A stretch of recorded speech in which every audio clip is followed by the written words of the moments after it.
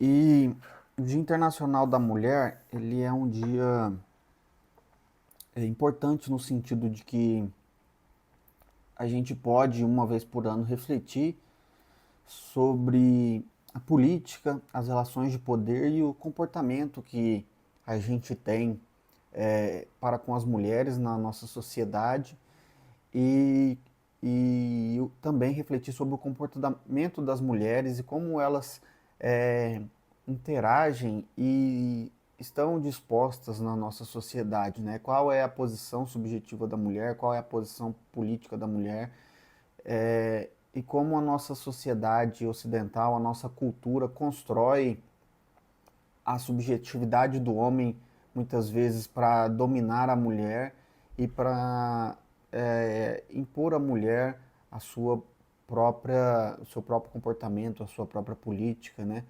E então o Dia Internacional da Mulher ele é um dia para a gente refletir sobre o comportamento não só da mulher, não só parabenizar a mulher pelo seu dia importante de conquista histórica e de luta política, mas também refletir sobre o comportamento do homem e sobre a nossa cultura ocidental no geral. Refletir no sentido de poder aprender mais sobre a nossa cultura, né? Porque a gente vive e naturaliza tanto certos comportamentos como se as coisas fossem natural, mas não são. As coisas são construções históricas e políticas. Elas não são coisas biológicas ou genéticas no sentido de que o homem domina a mulher por causa da biologia. Não. É um contexto histórico, cultural e político e que se a gente não parar para refletir sobre ele, a gente nunca vai entender e nunca vai poder mudar. Então, esses dias eu estava lendo, esses dias não, agora sexta-feira saiu uma notícia no Mais Goiás de que 7 em cada 10 mulheres já sofreram assédio em Goiânia, aponta a pesquisa. Essa pesquisa é um levantamento viver em cidades, né? Que viver nas cidades. Ela foi lançada ano passado também e esse ano ela foi feita em 10 capitais brasileiras e também aqui em Goiânia. E o que, que essa pesquisa quer dizer? Conta aí na sua casa, na sua casa não, conta aí no seu contexto familiar quantas mulheres você conhece. Se você tem certeza que você conhece mais de 10 mulheres. Então, dessas 10 mulheres que você conhece, 7 já sofreram assédio é, aqui em Goiânia. E a pesquisa aponta que esse assédio e essa insegurança acontece principalmente no transporte público e nas ruas. O que isso quer dizer?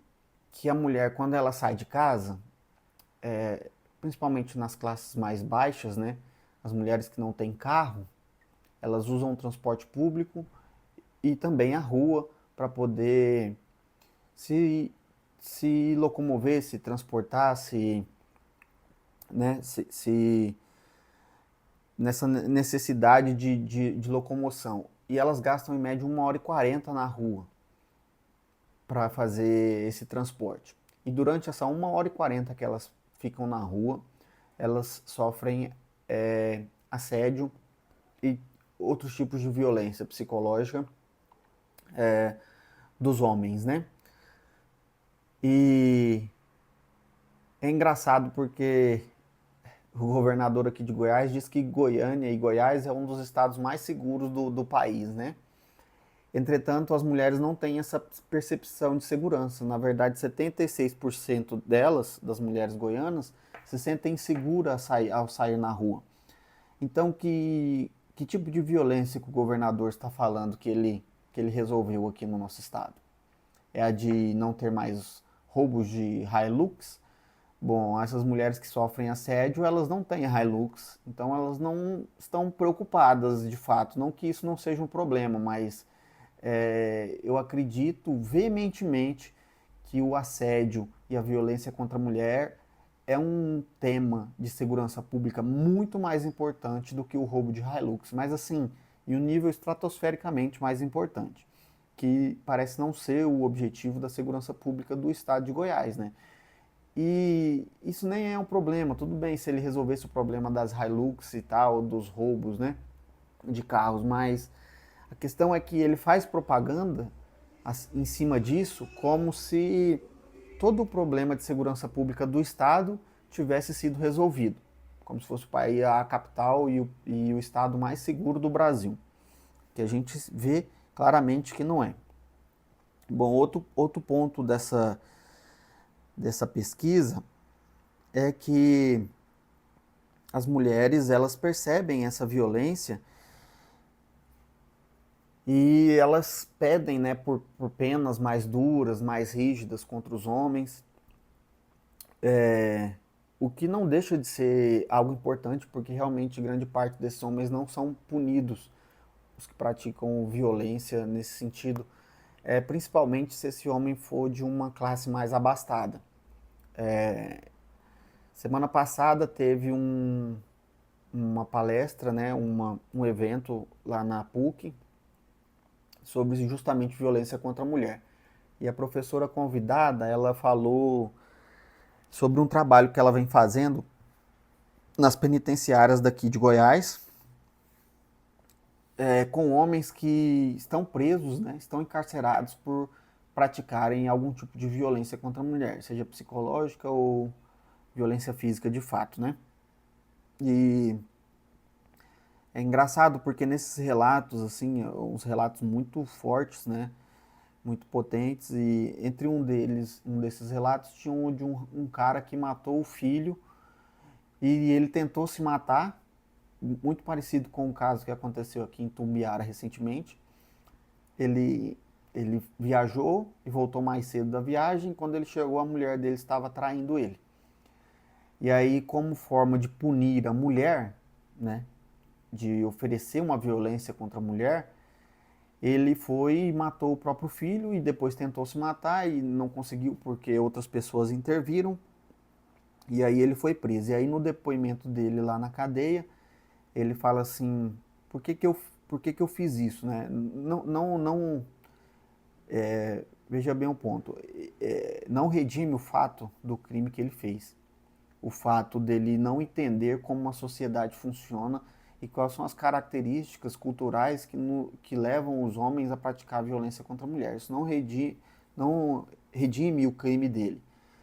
Mas é importante para a gente entender como essas coisas não são naturais, como é uma visão política e que pode ser mudada, que deve ser mudada e que ela está opaca. Se a gente não aponta, a gente não vê. Então ele fala assim: por que que eu matei meu filho, né? Agora eu estou preso e ainda estou sem meu filho. Eu podia simplesmente ter pegado meu filho e saído de lá. E esses relatos, eles se parecem muito nesse sentido, assim, entre vários relatos, assim, que é como se essa vergonha, em muitos casos de traição, né, de relações extraconjugais que acabam em violência do homem contra a mulher, assim, muitos não, né, assim, alguns dos relatos lá, mas eles são concordantes, assim, no ponto de que o homem muitas vezes pratica esses crimes que a gente considera passional, e esse passional, ele é já um estigma no sentido de que aconteceu com aquele caso isolado. Aquele cara, ele agiu passionalmente, assim, por instinto. E isso não é instinto, isso é cultura. A nossa cultura cria homens para não serem fracos.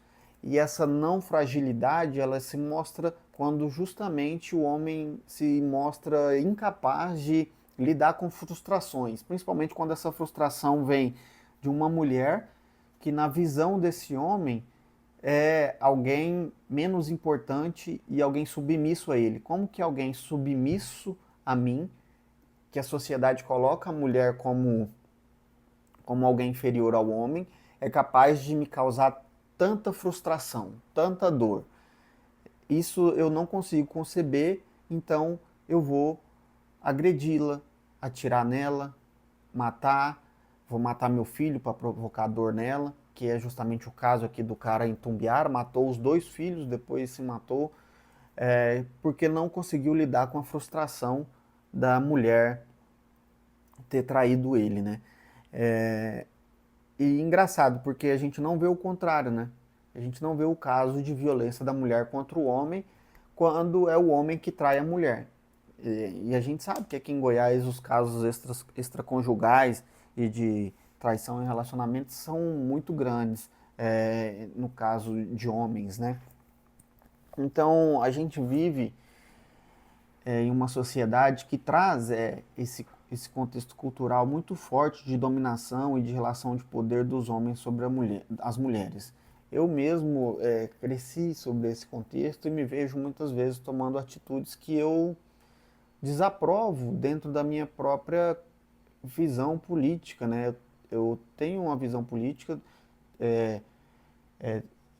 sobre essa dominação, sobre esse contexto de opressão das mulheres e ainda assim faço coisas que eu desaprovo e que entram em conflito com a minha moral e com a minha ética de comportamento.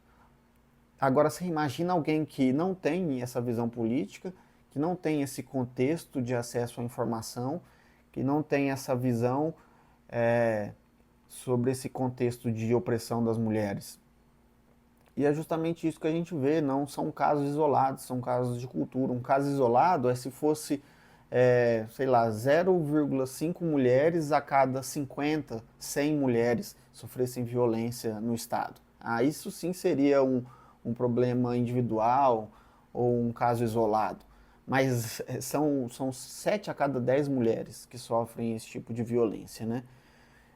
E eu tive sorte de ter dentro de casa uma mulher muito engajada politicamente e aqui dentro, no meu contexto familiar, no meu núcleo familiar, eu sempre tive a visão de que a minha mãe controlava politicamente o meu núcleo familiar. E isso me trouxe, ainda bem, uma visão um pouco menos de dominação de poder e cultural sobre as mulheres, né? Porque não fazia muito sentido para mim, entrava um pouco em conflito eu praticar a dominação em um contexto assim de agressão sobre a mulher fora de casa, se dentro da minha casa quem constituía o núcleo político era a minha mãe. Mas essa visão só foi aprimorando e eu ainda acho que eu estou muito longe de ter uma visão assim, de ter me livrado desse patriarcado. Eu acho que eu estou muito longe disso ainda, porque isso nos invade e corta a nossa subjetividade muito forte, no sentido de que acho que o homem que não pratica esse tipo de ação dominadora sobre a mulher, ele se sente fraco. E é muito triste, né, a gente viver em um contexto assim e ver amigos, colegas, parentes, familiares, às vezes indo naqueles negócios lá de legendários para se tornar homens mais fortes.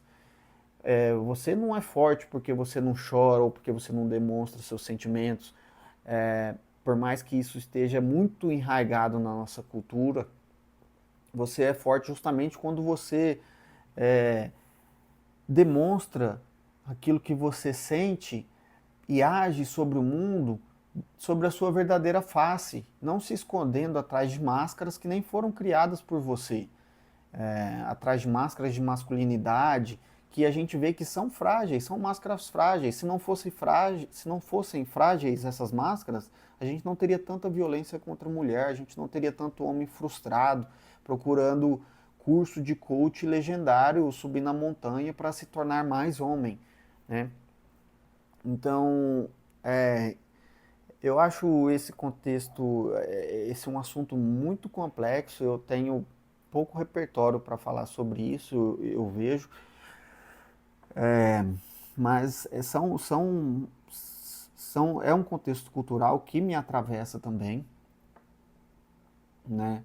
E eu acho importante falar sobre isso, né? Nesse sentido. Um outro ponto, assim, que eu vejo bastante nesse sentido de dominação, de contexto de opressão sobre as mulheres, é justamente esse enrijecimento da mulher, de que às vezes a gente vê alguns memes no sentido assim, algumas mulheres mesmo falando, obrigado pela luta política, agora eu tenho que sair para trabalhar, sendo que antigamente eu podia só ficar em casa cuidando dos meus filhos, né? É, eu sei que é um meme, é uma piada, né, que as mulheres fazem em relação a isso, mas todo meme, toda piada, ela carrega contextos culturais, né? Não existe meme e piada sem cultura. E esses memes carregam ideias. E essas ideias, elas são sim capazes de modificar a realidade. Toda ideia é capaz de modificar a realidade. E o meme sendo uma ideia, ele também é capaz de modificar a realidade. E isso muda a ideia de que a gente tem a visão de que antigamente as mulheres não trabalhavam, né? Porque elas eram, a gente vivia um contexto em que as mulheres ficavam dentro de casa e por isso elas não saíam para trabalhar e então elas não trabalhavam. Elas não só trabalhavam dentro de casa, como também a maioria das mulheres das classes baixas trabalhavam fora de casa. A luta da mulher é por igualdade política, por trabalhar em trabalhos, em serviços que lhes dessem mais alcance político e participação social. Não só, não só o direito de trabalhar e ser oprimida como um trabalhador masculino como um homem é oprimido também no trabalho, mas sim para ocupar contextos políticos e de modificação social, né? Então, as mulheres trabalhavam sim, as mulheres trabalhavam na indústria têxtil, as mulheres foram escravizadas, a gente trabalhavam na casa do senhor de engenho, na casa das capitanias lá hereditárias e tal, então as mulheres sempre foram oprimidas tanto dentro quanto fora de casa também, né? Então essa ideia de que hoje